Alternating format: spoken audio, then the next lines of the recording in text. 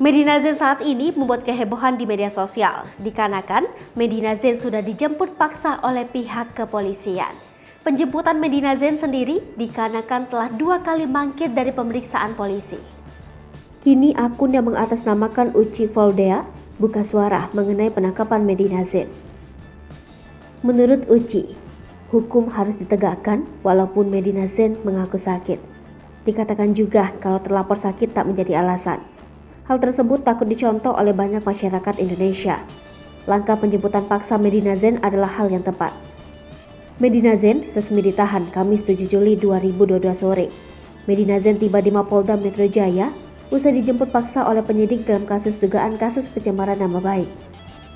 Medina Zain tiba di Mapolda Metro Jaya bersama sejumlah penyidik pada Kamis sore sekitar pukul 17 waktu Indonesia Barat. Tampak Medina mengenakan rompi tahanan kejaksaan berwarna merah ketika turun dari mobil berwarna silver yang mengantarnya. Tak ada pernyataan apapun yang disampaikan oleh Medina ketika tiba dan turun dari mobil.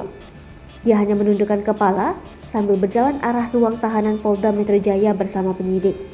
Sebelumnya, Polda Metro Jaya sudah melimpahkan 2 berkas perkara penyidikan kasus pencemaran nama baik yang dilakukan oleh selebgram Medina Zain ke Kejaksaan Negeri Jakarta Selatan. 2 perkara tersebut terkait pencemaran nama baik selebgram Marisha Ica dan pengusaha Uci Valdea yang dikenal sebagai Crazy Rich Surabaya. Kabid Humas Polda Metro Jaya, Kombes Endra Zulpan mengatakan penyidik sudah merampungkan penyidikan 2 kasus tersebut dan akan melimpahkan berkas tahap kedua ke Kejaksaan. Medina Zain akan dibawa ke Rumah Sakit Polri Kramat Jati untuk periksa kesehatan. Kemudian dilanjutkan giat tahap 2 pelimpahan kepada Jaksa Penuntut Umum ke Jari Jaksel. Hai pemirsa Sri Popo TV, jangan lupa komen, like, dan subscribe, serta tonton terus berita-berita terupdate lainnya